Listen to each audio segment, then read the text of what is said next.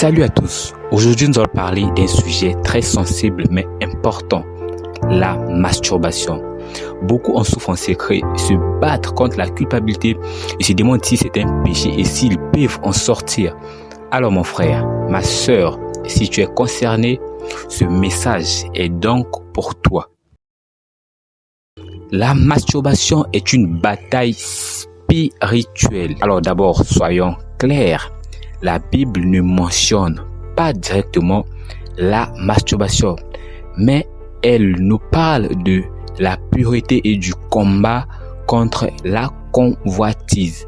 Jésus dit dans Matthieu 5,28, « Quiconque regarde une femme pour la convoiter a déjà commis l'adultère avec elle dans son cœur. » La masturbation est souvent donc liée à des pensées impures, à la pornographie, au désir charnel. C'est là que le problème commence. Notre esprit est affecté, notre relation avec Dieu est troublée. La masturbation n'est pas seulement un acte physique, c'est un combat spirituel contre la chair. Alors, la masturbation a des conséquences invisibles que nous ignorons peut-être. On peut croire que la masturbation est inoffensive, mais en réalité, elle peut nous créer une dépendance, affecter nos relations et nous éloigner de plus en plus de Dieu. D'abord, la masturbation, elle crée une addiction. Plus on cède, plus il est difficile d'arrêter. Ensuite, elle alimente la solitude. Beaucoup remplacent la vraie connexion humaine par une satisfaction immédiate et vide. Et enfin, elle nous éloigne de la présence de Dieu. Après l'acte, combien ressentent de la culpabilité, de la honte et n'osent même plus prier? Un jour, un frère m'a confié, chaque fois qu'il cède à la masturbation, il se sent mal après. Il promet d'arrêter, il retombe et ça le détruit intérieurement. Peut-être que tu ressens la même chose. Il faut savoir ce que l'ennemi veut, c'est que tu restes dans la honte et dans l'isolement. Mais Jésus est venu pour nous libérer.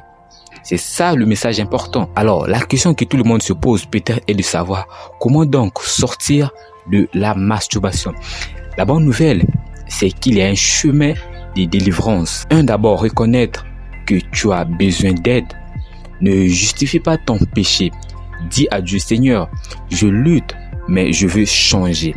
Et 2, remplis ton esprit de la parole de Dieu. David a dit dans le livre de Psaume 119:9, « Comment le jeune homme rendra-t-il pur son sentier en se dirigeant d'après ta parole ?» Lis la Bible, médite-la et elle transformera ton cœur. 3. Évite les tentations.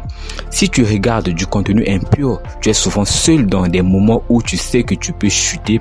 Change donc ses habitudes. Cherche le soutien des frères ou d'une sœur en Christ.